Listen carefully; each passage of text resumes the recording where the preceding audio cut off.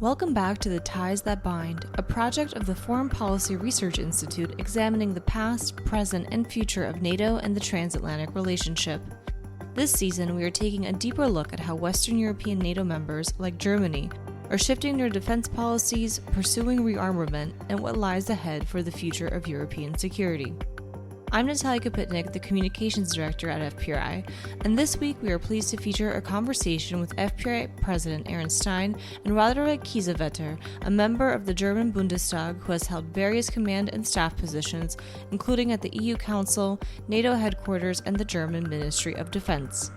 The two discussed the strategic framework of the recently released German defense strategy, key reforms and capabilities, and what strength means in the new European security environment. Thanks for joining us.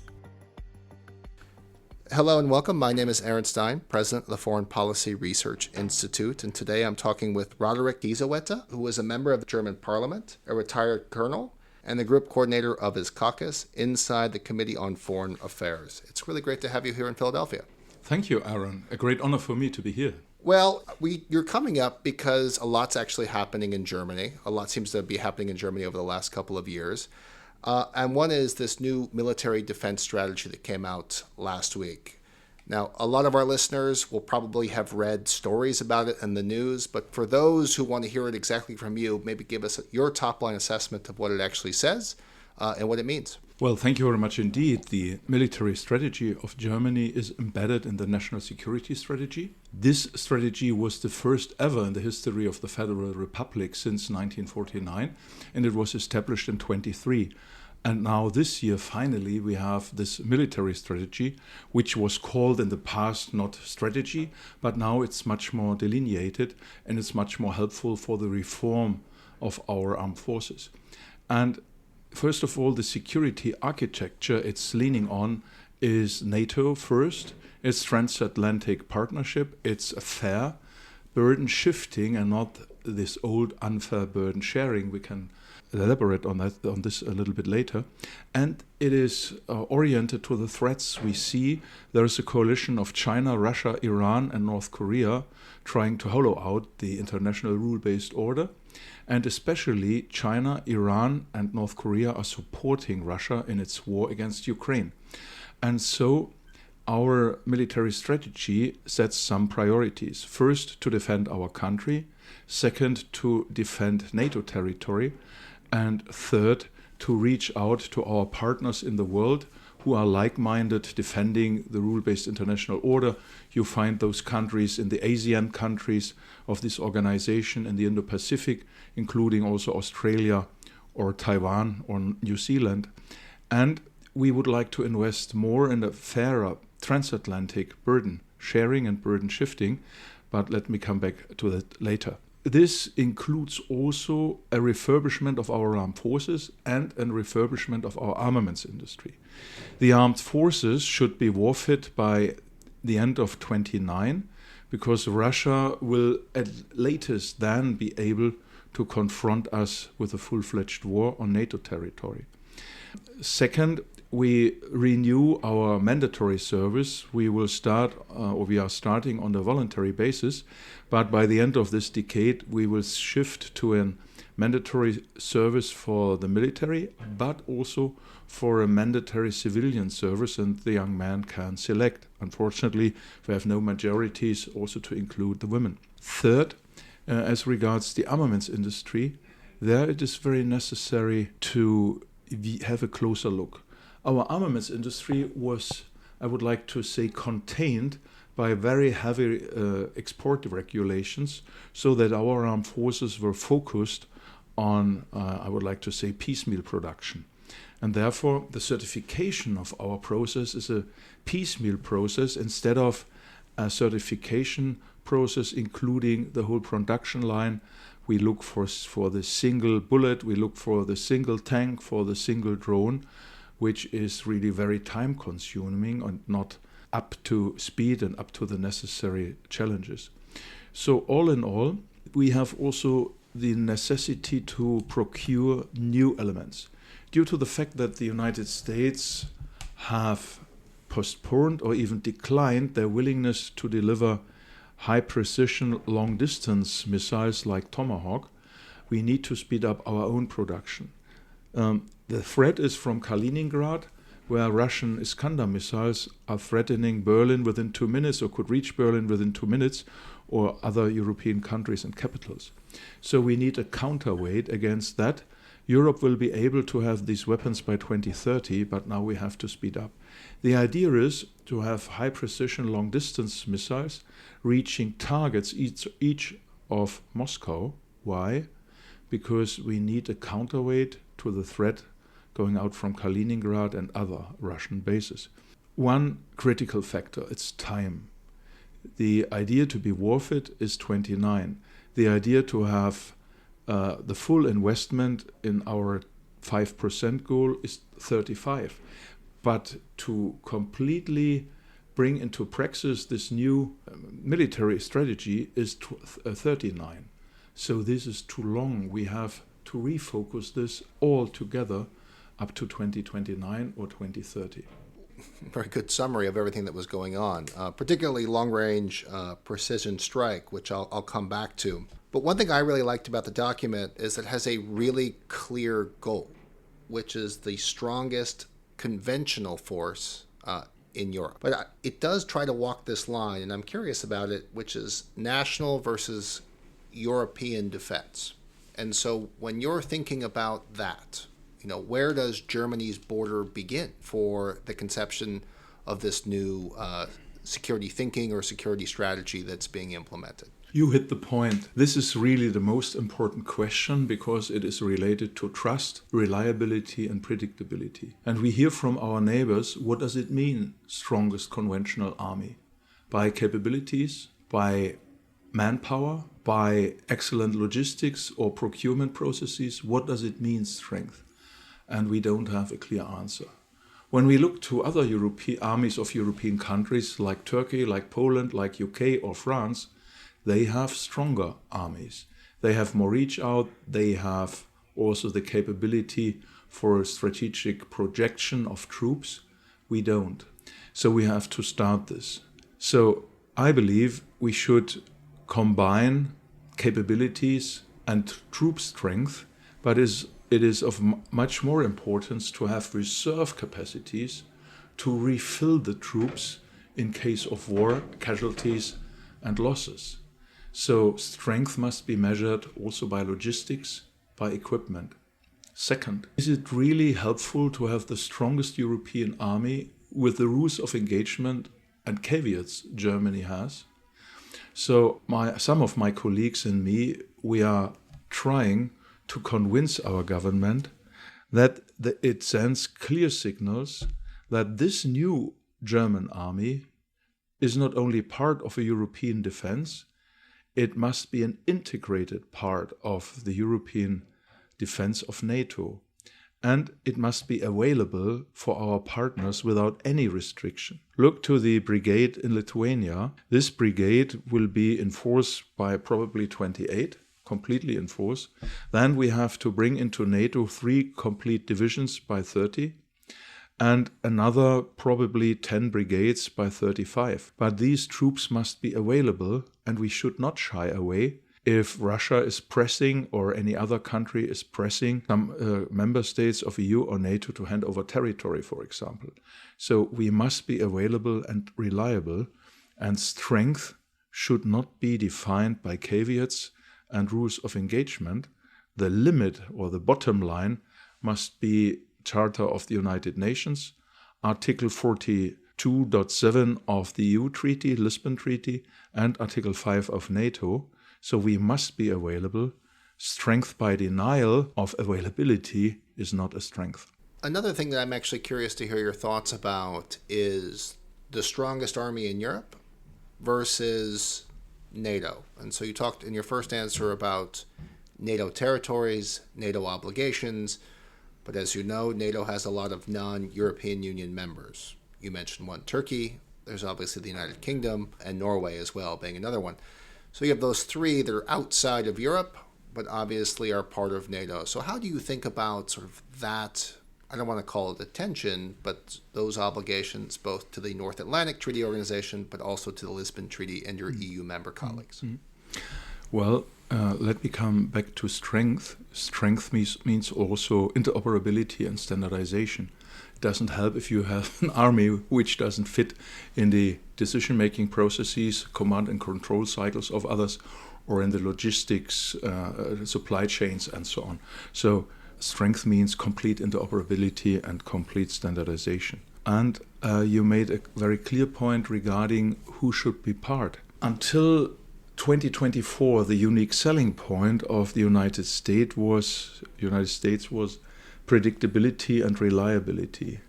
And now we experience a United States where the key appearance is unpredictability. This is good for the enemy, but this might also press or even threaten the partners because they don't know whether they could rely on Article 5 completely or on the nuclear umbrella. And therefore Europe has to reconsider that it is not the European Union and it's not only the European NATO states. What we need is a new understanding of Europe in two terms. One is fair burden shifting, so that we are responsible for conventional defense and deterrence in Europe, including the MENA region, Middle East and Northern Africa, because the United States cannot afford to be present there and to defend the Indo-Pacific. We must be aware this would be not a gift, but a necessary shift of burden, not a gift from Europe to the United States, but it would show also the Trump administration that we have understood, that we have to take over more responsibility. And the second layer connected with that is, what is Europe? And it is not the European Union where Norway, Iceland, UK, Turkey and Ukraine are not a member of. Some of them strive for this membership. What we need is a geopolitical and geo-economical understanding of Europe, and Europe is stronger with the UK, with Norway, with Iceland, also due to the geo gap, Greenland, Iceland, UK, where the Russian nuclear submarines are very present. And we need a strong eastern pillar of defense in the southeast of NATO, including Ukraine and Turkey. What if Iran is going nuclear? Turkey will become nuclear, and Turkey then doesn't need any longer the security guarantees of the United States and of NATO. As a nuclear power, Turkey would be more independent than we might see it. So we need the southeastern flank not only be defended by Bulgaria, Romania and Greece. We need the knowledge of Ukraine and Turkey to be included, also for the sake of the Black Sea, which is tending to become a Russian territorial water, which we cannot afford at all, and we have this responsibility. So it is more, not only in the definition of strength and capabilities, it's also we have to have a look on the map and to improve the geopolitical and geo-economical stance of Europe. Then the United States have a partner where it is worthwhile to cooperate, to make deals in the language of Trump, but also to see a common market of more than 900 million people. We could set standards. We could defend also our market economies. So you mentioned Russia, and the document is very clear in that Russia is, to use more U.S. terminology, the pacing threat for Europe. It is the baseline for the entirety of your threat assessment. And that's different in the U.S. Russia is one of many threats that the U.S. thinks about, and it's been deprioritized a little bit in this Trump administration. But one thing that the document tries to do is that it categorizes the threat from Russia, and I believe it starts with hybrid warfare, and it escalates from there. That's a very large menu for the armed forces to consider. So maybe explain a little bit, how you prioritize what the actual threat is from Russia, because in the document it's expansive. And it's very important because that's really new. Russia is conducting that war not only in this classic, I would like to say, military arena. It's military warfare, but as you mentioned, it's hybrid civilian warfare and it is cognitive warfare. And the most successful effort of Russia is in this cognitive warfare. So showing that Russia is an imperial power, has colonial rights, needs a zone of influence, looking to other countries as corrupt, being a provider of orientation, giving Germany a chance for independence with German engineers' art and Russian resources to make us independent from the United States, from EU, from NATO, from the Euro. This is, by the way, the idea of the alternative for Germany, to come back with this old continental German thinking, which has destroyed the countries in between, the bloodlands of Timothy Snyder, including France. So we have to be aware that the armed forces are only strong in this war when we understand that we need a comprehensive whole society approach.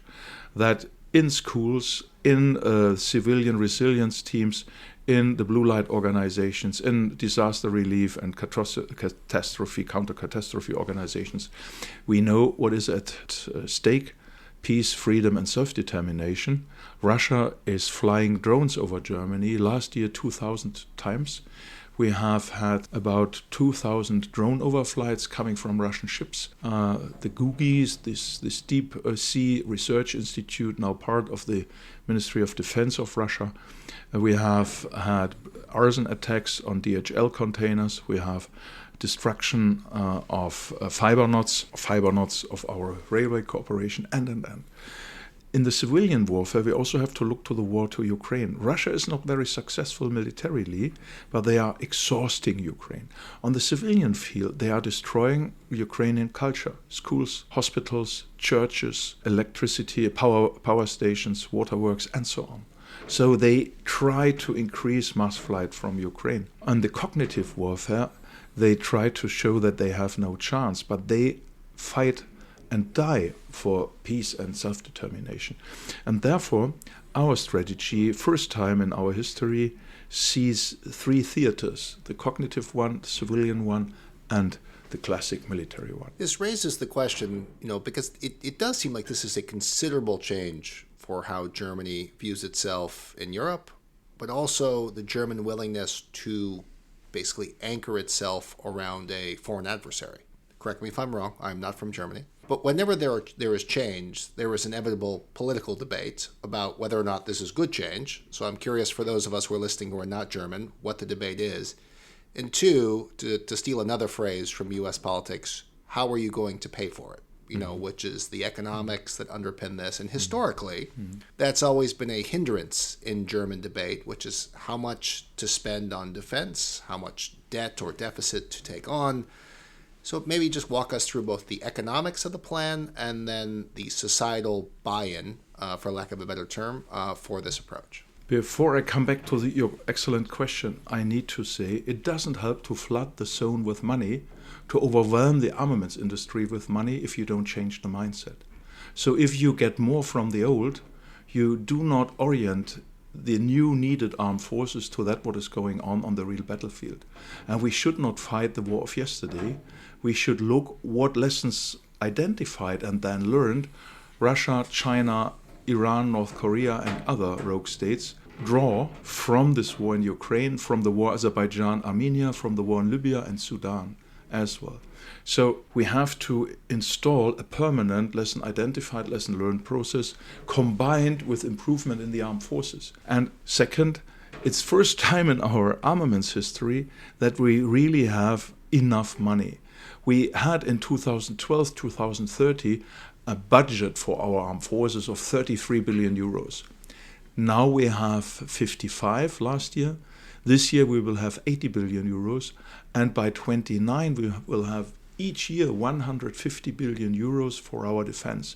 So this is nearly 5 times more than 15 years ago. This is really helpful. However, if you flood the zone with money without controlling and without a clear approach, lessons learned, and how to bring this into the reform of the army and not to have a very conservative approach, this is really important for the mindset. And then third, so we have the money, we have the lessons identified process, hopefully also to be learned, and then we need to confront the people.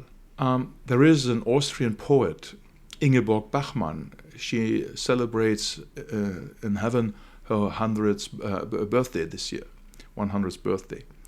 And she said, you can confront the human being with the truth. I walked through more than 200 electoral districts, we have 299 in my country, and had events with the public, together with my colleagues, but mostly by myself, with the public, sometimes 50 people, sometimes 300, and I confronted them with that, what is going on against Ukraine, but also against us. And I learned people are much farther developed than the Berlin bubble, and obviously the Brussels bubble. So the people expect more action, more operational thinking, and more truth. If we shy away, they shy away from supporting that. So they need to know what's going on. And there we have a quite good school system, but you also need to teach the unions, the churches, also some NGOs. And we parliamentarians need to walk the countryside, the rural sides, not only the cities. And I believe this must be the task of the next 2-3 years. And then, with this whole society approach, we could speed up with Sweden and Finland, who have in every household a small brochure, what should I do in times of war? In Germany, you need to click through the internet and then you find, how should I prepare for crisis? Yeah. It's a big difference. So if you were to come back to Philadelphia in, say, 5 years, which you're, of course, more than welcome, and we were to have this conversation again, what would be, in your mind, an indicator of success? The indicator of success would be Ukraine has an observer status in the European Parliament in 5 years and knows that they are, by mid-30s, member of the European Union and a refurbished NATO. Well, that's very clear and concise. Roderich, thank you for taking about 25 minutes of your time for this podcast. Thank you, Aaron. Thank you to Roderich for making a pit stop in Philadelphia and taking the time to speak with us. For more insights about how NATO members are reevaluating their defense policies, be sure to check out the previous season of The Ties That Bind, available on Substack or wherever you get your podcasts. The Ties That Bind is a project of the Foreign Policy Research Institute with support from the Konrad Adenauer Stiftung USA.